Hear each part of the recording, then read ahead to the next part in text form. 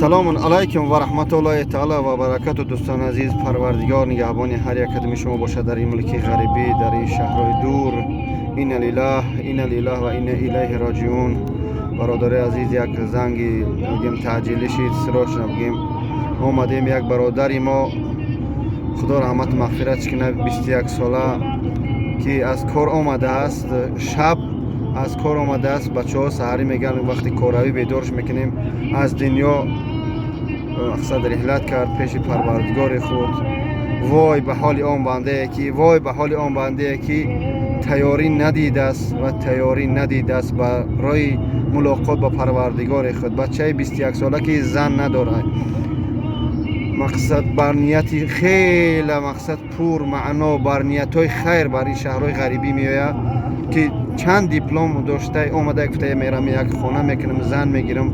متاسفانه روزی بچیده خداوند عمرش را همین قدر کرده است. به همون خاطر در شهرهای غریبی هم که باشه، خدا را فراموش نکنه، حرکت کنه، نمازاتون رو در وقتش ادا کنه و در کارهای خیر حرکت کنه که بسیارتر، یعنی که بسیارتر حرکت کنه، سزاوار باشه و حرکت کنه بسیارتر و بسیارتر خیر کنه در راه پروردگار و تیاری برای ملاقات خداوند بینید. نمازات رو واوریم در وقتش خانه. و همون خاطر دوستان عزیز، خدا رحمتش کنه، در حقش دعاگو باشه. ما رفتیم در مرگ است، اگر که بشه خداوند روز دوشنبه حال مادرش قطعی مادرش بده است، خیلی بعد است میتونیم یک ویدیو چهش کنیم که در اون کارتای مادرش حاضر تیار نبود. متاسفانه در ویدیو بمونیمش یا سومه یا 10 روبلی باشه، انشاءالله حرکت میکنیم، جمع کنیم، از مرگ میگیریم، انشاءالله با تاجیکستان روانش میکنیم.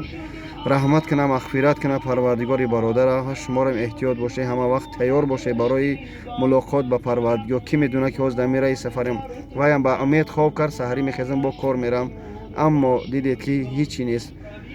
مرگ نمیگه یوشی پیری جوانی، مقصد کی هستی برای مرگ. این روز که آمد قلم همین قدر کشته امر. و هم خاطر خداوند رحمت مغفرت کنه، در حقش دعاگو باشید. کاریا میمونم که مقصد امر معروف کرد و دعای در حقش کرد. خدا نگهبان باشه. السلام علیکم و رحمت الله تعالی و برکاته.